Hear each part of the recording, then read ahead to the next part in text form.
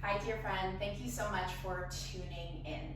Today I wanted to share with you some yoga postures that you can take using a wall or a door as your prop.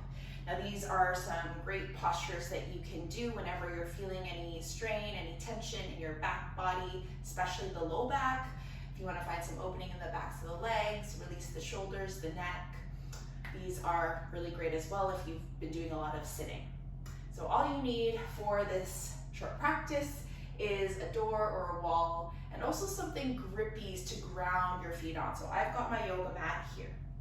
We're gonna start in a mountain pose. So take your feet about hip width distance apart. Allow your chest, your shoulders to soften, unclench your jaw. If it feels safe, you might soften or close your eyes. You can keep your hands alongside the body, or you might take your hands in prayer.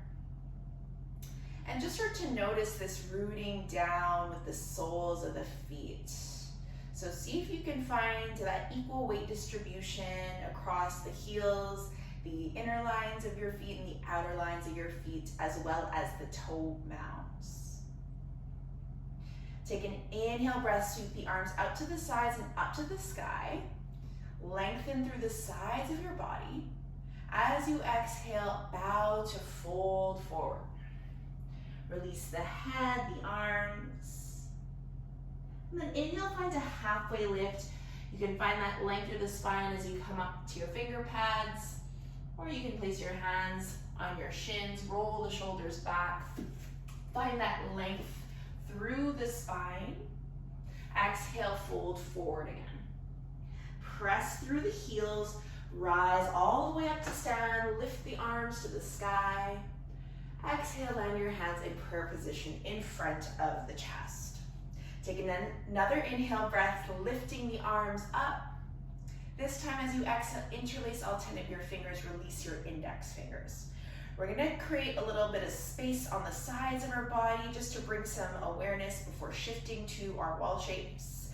So ground down with the feet again, lift up through the crown of your head. See if you can keep the shoulders a little bit soft. As you exhale, side bend over to the right. Rather than crunching over all the way to one side, see if you can maintain the length on both sides of the body. So you're reaching up and then over. Press through your heels, draw your belly up and in towards your spine. One more breath. Inhale, rise back up through center. As you exhale, side bend over to the opposite side, so towards the left. Your hips will move slightly in the opposite direction. Think about finding that lifting through the upper body. As you exhale, grounding down to the lower half, finding the muscle engagement in your leg as you press through the heels, the toe mounds. Maybe even take your gaze up to the sky. Press back up through center. And release your arms to your sides. So we're going to take our first wall shape, our wall posture, our downward facing dog using the wall. So to do this, you want to take your hands about shoulder width distance apart, spread your fingers out wide. I'm going to take the hands just in front of the chest or around the belly area. You can adjust this later as well, but you really want to bring more pressure into the finger pads and the knuckles. Take the weight off the wrists. This is always a practice that you also want to do when you're practicing a regular downward dog. Keep your belly drawn up and in.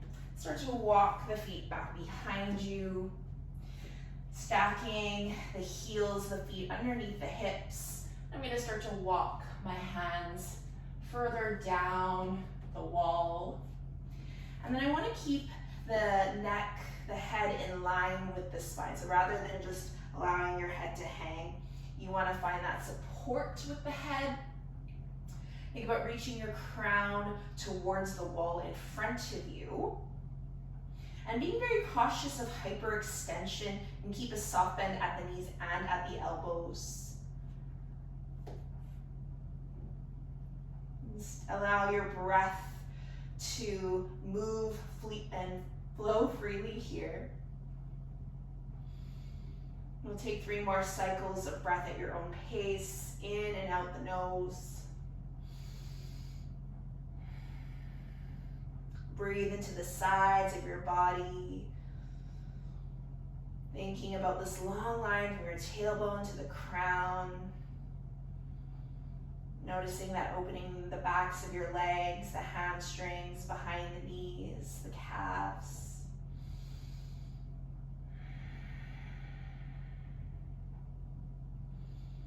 All right, once you're done your 3 breaths, we're gonna shift now into a half triangle forward bend. So to do this, I'm gonna walk my left foot a little bit closer to the wall, and I'm gonna take a wider stance, so stepping my right foot further back behind me. I wanna maintain that the hips are still, or the feet are still about hip width distance apart. You can think about this as like a triangle pose, but we're using the support of the wall. And see if you can keep the hips towards straight. And again, be very cautious of hyperextension, so keeping a soft bend at the knees. Should find that opening, especially in the back of the right leg from here. Softer opening in the left leg. Let's take 2 more cycles of breath. Maybe soften or close your eyes if it feels safe from here. Really tuning on into the sensations in your body. You're noticing your breath.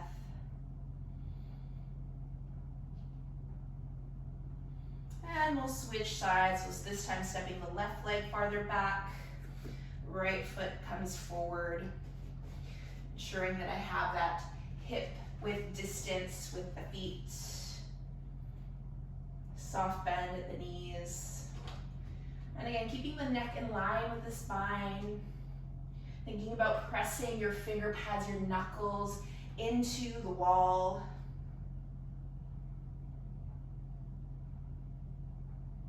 Connecting to breath. See if you can keep the hips towards square. Let's take 2 more breaths.